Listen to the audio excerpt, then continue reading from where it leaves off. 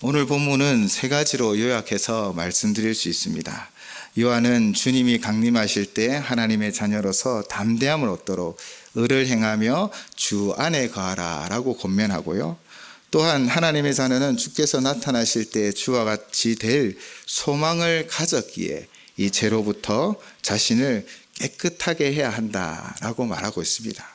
그리고 범죄하는 자는 또한 마귀의 자녀이며 하나님의 씨를 가진 하나님의 자녀는 의를 행한다라고 가르치고 있는 것이지요.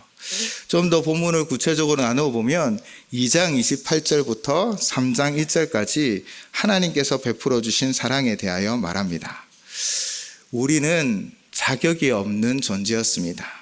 그런데 자격 없는 우리에게 베푸신 하나님의 사랑이 얼마나 큰지요.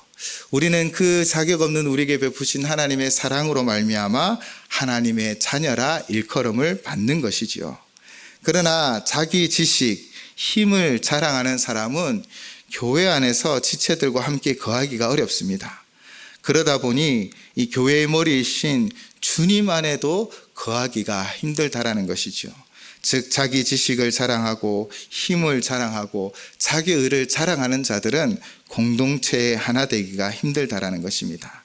이는 그가 자기를 남들과 같은 처지에 두기를 싫어한다라는 것입니다. 즉 나는 죄인이요 나는 허물이 있는 사람이라 라고 고백하기를 싫어한다라는 것이죠. 우리는 분명 알아야 합니다. 전적으로 죄인인 나를 오직 예수의 피로 구속하여 하나님 자녀 삼으셨다라는 것입니다. 우리는 그 하나님의 사랑을 겸손히 받아들여야 합니다. 그래야 주님 안에 거할 수 있다라는 것이지요. 하나님의 사랑을 받을 자격이 없는 나를 인정해야 합니다. 그리고 하나님의 자녀된 지체들과 함께 공동체 안에서 겸손히 거하며 아버지의 의로우심을 따라 내 옆에 있는 지체들에게도 겸손하게 섬겨야 하는 것이 바로 우리의 모습이어야 한다는 것이지요. 정말 자격 없는 우리에게 베풀어 주신 그 하나님의 사랑을 믿으십니까? 그것을 충분히 깨달아 알고 계십니까? 그러면 그 사랑을 나누시기 바랍니다.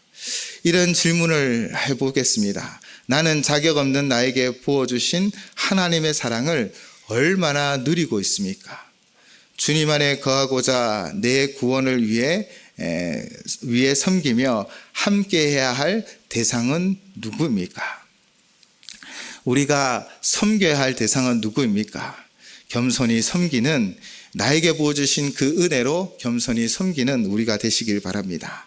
이제 그리고 3장 2절에서 6절은 그의 깨끗하심과 같이 라는 주제로 말씀을 나눕니다.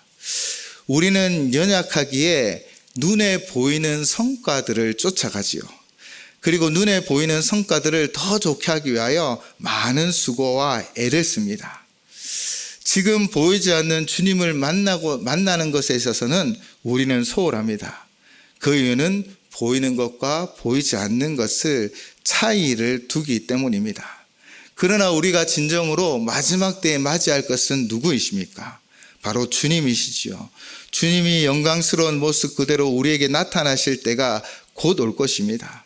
주님은 다시 오십니다. 그때 우리도 또한 연약한 우리를 새롭게 하여 주님과 같은 완전한 성도로 그 주님을 다시 만나게 되어질 것입니다.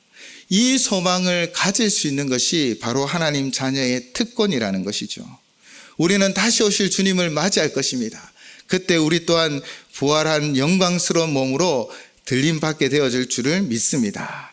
바로 이 소망이 3절로 있죠. 이 소망을 가진 자마다 그의 깨끗하심과 같이 자기를 깨끗하게 하여야 함을 3절로 말하고 있습니다. 오늘 내 삶의 자리에서 얼마나 하나님을 고대하고 있습니까? 얼마나 다시 오실 주님을 기다리고 계십니까? 얼마나 주님을 맞을 삶을 살아가고 있습니까? 지혜로운 다섯 처녀처럼 살아가시기를 바랍니다. 죄를 멀리하고 자기를 깨끗이 하면 하나님의 기쁨이 되어 드릴 줄을 믿습니다. 그렇게 하나님의 자녀가 되시기를 주님의 이름으로 축원을 드립니다. 이런 질문을 드릴 수 있습니다. 다른 사람에게 드러내기 부끄러운 나의 연약함은 무엇입니까? 이 연약함이 도리어 내 인생을 깨끗하게 준비하도록 주께서 마련하신 최선임을 믿으십니까?